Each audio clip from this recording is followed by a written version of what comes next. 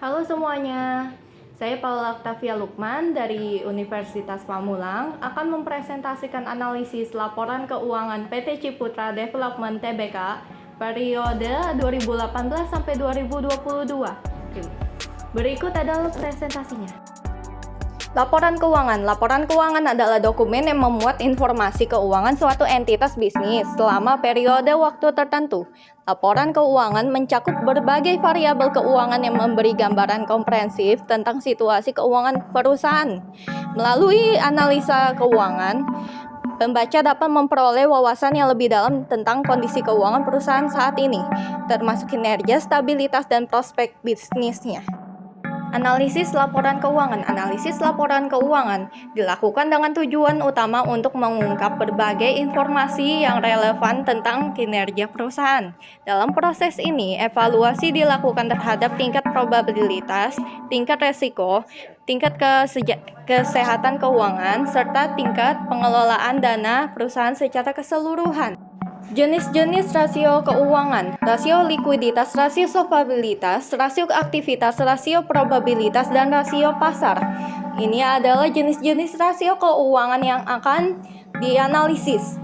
Secara keseluruhan, analisis rasio likuiditas menunjukkan bahwa PT Ciputra Development Tbk memiliki posisi likuiditas yang cukup sehat dan mampu memenuhi kewajiban jangka pendeknya dengan baik. Namun perlu diingat bahwa analisis laporan keuangan sebaiknya dipertimbangkan faktor-faktor lain seperti kondisi pasar, prospek perusahaan, dan resiko investasi sebelumnya membuat keputusan investasi yang akurat.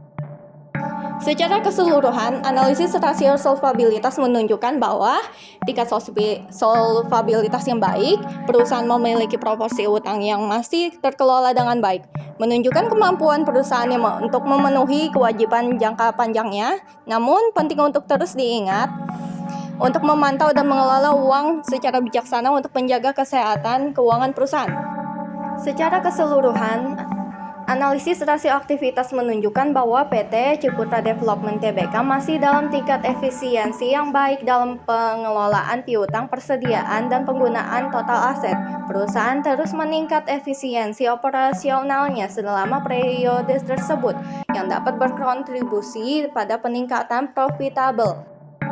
Secara keseluruhan, rasio probabilitas menunjukkan bahwa perusahaan kurang baik dalam menghasilkan laba bruto dan laba operasional, tetapi cukup baik dalam menghasilkan laba bersih.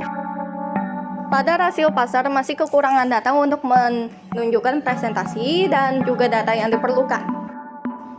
Kesimpulan secara keseluruhan hasil analisis yang tidak baik dan baik PT Ciputra Development Tbk dapat menunjukkan penurunan serta peningkatan yang signifikan dalam 5 tahun terakhir yang dapat disebabkan oleh beberapa faktor sehingga tingkat keuangan perusahaan sangat labil.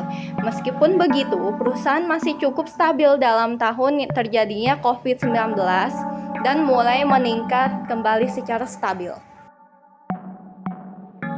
Terima kasih semuanya telah mendengarkan presentasi saya. Sudah mendengarkan Sekarang presentasi saya akan saya. mengakhiri presentasinya. Terima kasih Silakan banyak. Sampai menikmati jumpa. lagu yang ada.